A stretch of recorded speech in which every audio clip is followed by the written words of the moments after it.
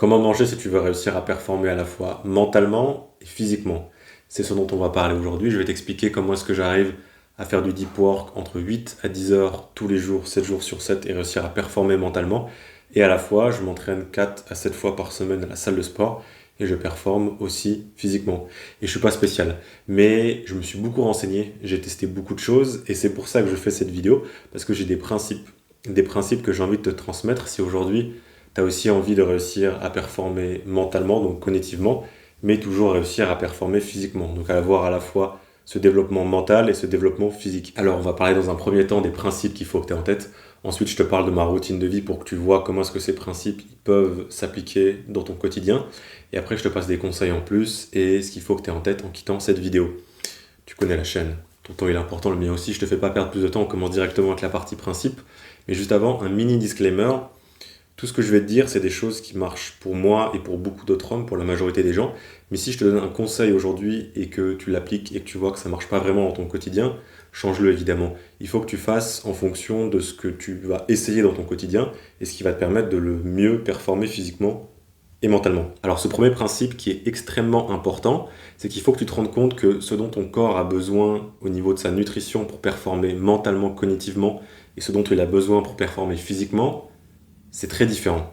Et tu vas voir, c'est même drastiquement opposé. Ton corps, ce dont il a besoin pour performer cognitivement, c'est plusieurs choses. Mais principalement, il a besoin de ne pas être en train de digérer de la nourriture. Donc soit d'avoir eu un petit repas ou d'être idéalement à jeun. Parce que quand tu manges, ton corps est passé dans son système parasympathique, qui est le système pour lui où il est en train de digérer et de se reposer. Et ça va être très dur pour toi quand tu es en train de digérer de la nourriture, de réussir à te concentrer, de réussir à réfléchir.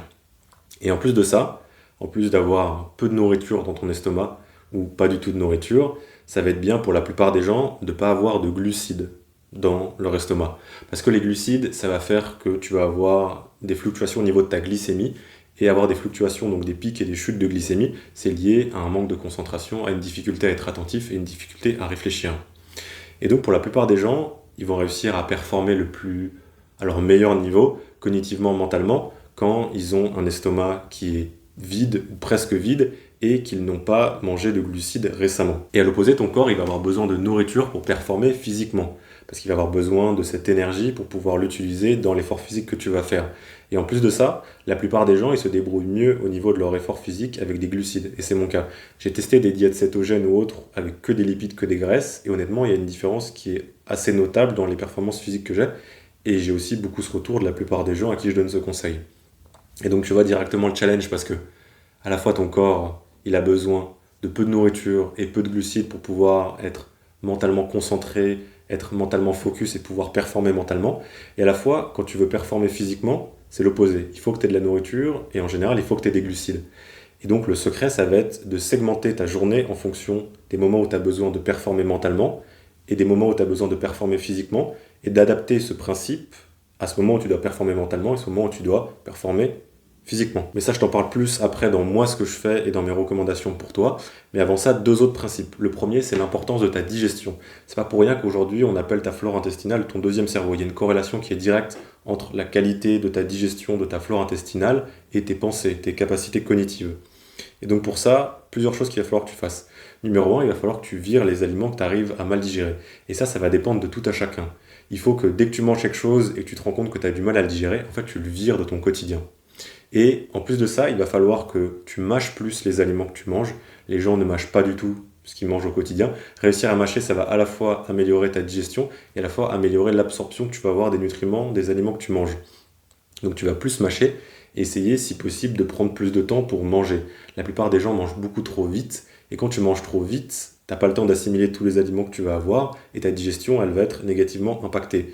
Je te demande pas de faire des repas de 2 heures, mais juste de peut-être prendre 5 ou 10 minutes de plus quand tu manges, parce que ces 5 ou 10 minutes que tu vas investir pour manger plus lentement, pour mieux digérer, derrière, ça va avoir un impact drastique sur comment tu vas te sentir après ton repas.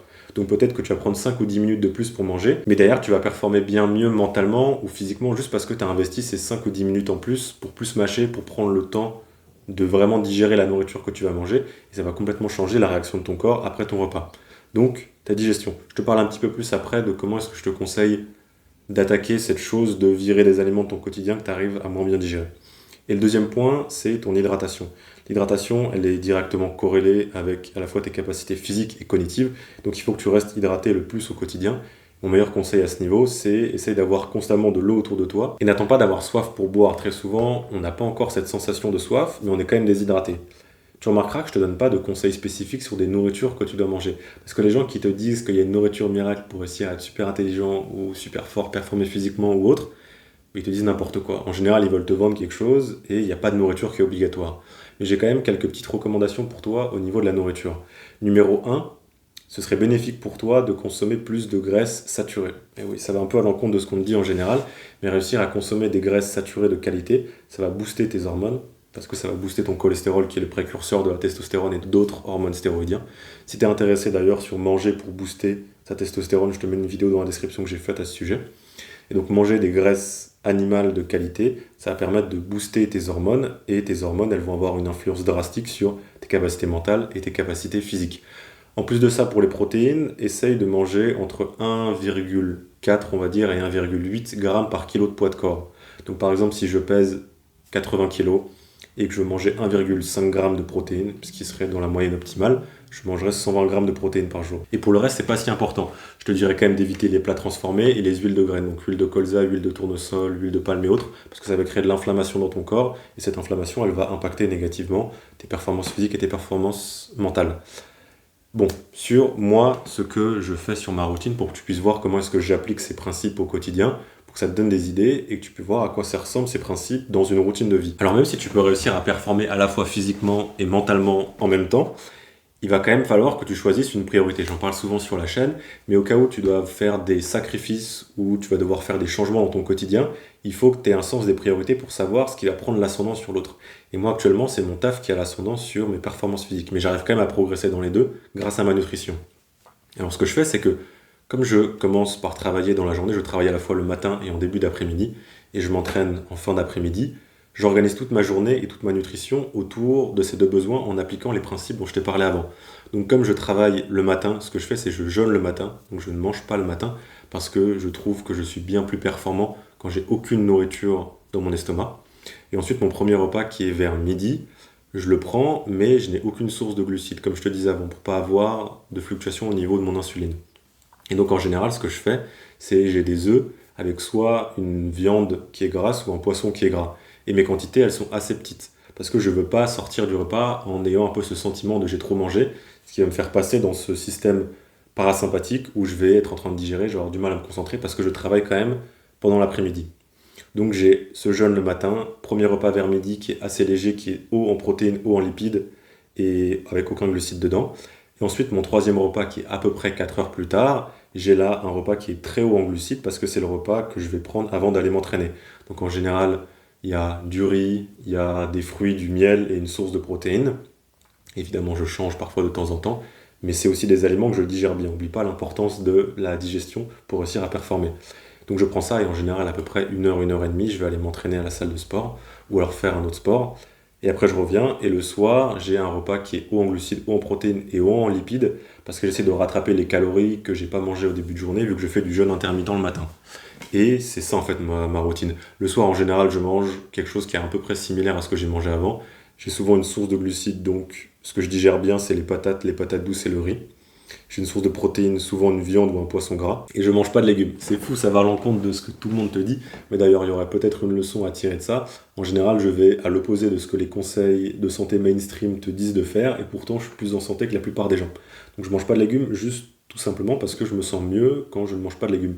Je mange de temps en temps, mais dans la plupart des journées, j'en mange pas.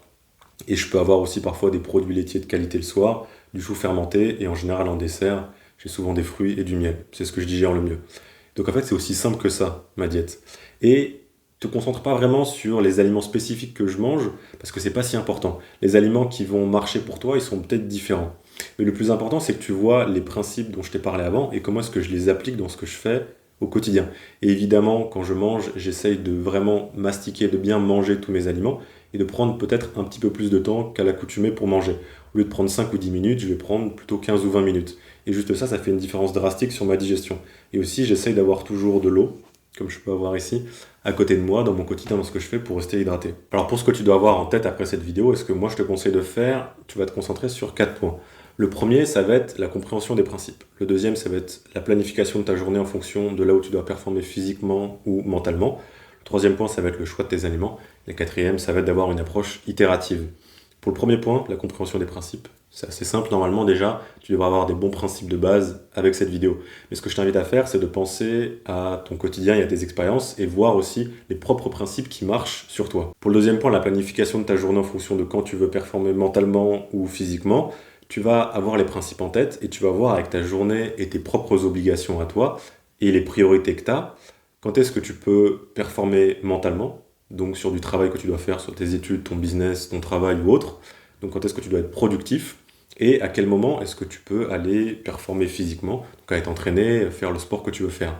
Et avec cette planification en tête, tu vas appliquer les principes dont je t'ai parlé avant, tout ce qui est digestion, tout ce qui est glucides, tout ce qui est système parasympathique, et tu vas adapter ta nutrition, ton approche diététique, en fonction de justement cette planification, pour que tu saches à quel moment est-ce que tu dois plus manger de glucides, moins manger de glucides, pour que tu puisses performer le mieux dans le travail productif que tu dois faire et dans le travail physique que tu dois faire. Et prends vraiment le temps de faire cette planification parce qu'elle est importante, sinon tu vas manger au hasard. Si tu manges au hasard, tu risques d'avoir des résultats au hasard, que ce soit dans le taf cognitif que tu veux faire ou dans le taf physique. Pour le choix des aliments, on est tous différents au niveau des aliments, comme je te disais avant. Ce que je t'invite à faire, c'est de faire ce qu'on appelle un peu une elimination diet. C'est-à-dire que dès que tu manges quelque chose et que tu sens que l'aliment, tu le digères mal ou que ton corps il n'aime pas vraiment ou que tu es fatigué après et que tu as moins d'énergie, tu vas juste l'enlever de ton quotidien. Il n'y a aucun aliment qui est obligatoire. Garde ça en tête. Et tu vas réduire de plus en plus le type d'aliment que tu manges. Et après, tu vas pouvoir faire des tests. Tu vas rajouter un aliment, tu vas voir comment est-ce que tu te sens. Est-ce que tu as de l'énergie après? Est-ce que tu te sens fatigué? Est-ce que tu digères mal cet aliment? Parce qu'on est tous différents. Il y a un aliment que moi, je peux manger et digérer extrêmement mal. Et peut-être que toi, tu vas le manger, tu vas te sentir super bien. Donc, fais des tests. Mais mange quand même assez de protéines et évite les aliments transformés et les huiles de graines qui, pour la majorité des gens, vont créer de l'inflammation et t'impacter négativement. Et ça nous mène au quatrième point, il faut que tu aies une approche itérative. Aujourd'hui, je t'ai donné les principes qui marchent pour moi et pour beaucoup de personnes, mais si aujourd'hui tu appliques un de ces principes ou un des conseils que je t'ai donné et que ça ne marche pas pour toi, le fais pas. Et si justement tu trouves qu'il y a quelque chose d'autre dont j'ai pas parlé aujourd'hui qui toi t'aide drastiquement à performer soit mentalement, soit cognitivement, soit les deux, applique ça. Il faut que tu testes des choses pour toi et que tu arrives à en tirer tes propres conclusions. Et donc avec ces 4 points en tête et en répétant ce processus, oh bordel, ton alimentation ça devient une machine de guerre pour te permettre de réussir à performer mentalement et physiquement. Parce que tu as les principes en tête. Tu planifies et t'ajustes ton alimentation en fonction de quand tu dois performer cognitivement ou quand tu dois performer physiquement. Tu choisis les aliments qui sont les meilleurs pour toi et tu as une approche itérative. Et tu répètes ce processus. Tu vas forcément avoir une diète qui est géniale pour ce que tu essayes d'accomplir à la fois sur le côté cognitif, donc être productif, que ce soit pour ton business, pour ta carrière, pour tes études, et sur le côté physique, donc sportif. Et un point qui est important d'ailleurs, tu risques d'avoir une diète qui est peut-être très différente de ce que la plupart des gens ont, mais c'est pas grave. Le plus important, c'est que tu aies tes principes à toi, les principes aussi qui marchent pour les autres, et que tu aies les aliments qui sont les meilleurs pour toi. Et un conseil bonus pour les gars qui sont allés aussi loin dans cette vidéo au niveau des compléments alimentaires. Ce que moi je te conseille par ordre d'importance. Numéro 1, les oméga 3. Essaie de trouver des oméga 3 avec un taux de EPA élevé. Tu peux voir au niveau de la description du produit. Essaye d'avoir au moins 1 gramme de PA par jour. Numéro 2, c'est la vitamine D. Et numéro 3, je mettrai ensemble le zinc et le magnésium. Et si tu prends du zinc et du magnésium, essaie de le prendre avant d'aller te coucher. Ça va améliorer la qualité de ton sommeil. Tu peux aussi prendre de la créatine. J'en prends pas juste parce que ça me fait chier d'avoir trop de compléments.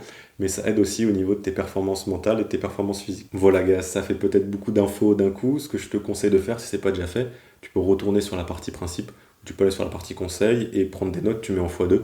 Tu prends des notes pour voir ce que tu peux appliquer dans ton quotidien dès maintenant pour avoir une meilleure approche de ta nutrition, pouvoir impacter positivement tout ce que tu veux accomplir, que ce soit physiquement ou mentalement. C'est un sujet qui est important parce que on a du mal à voir la corrélation qu'il peut avoir entre ce qu'on mange au quotidien, comment est-ce qu'on mange au quotidien et comment est-ce qu'on se sent.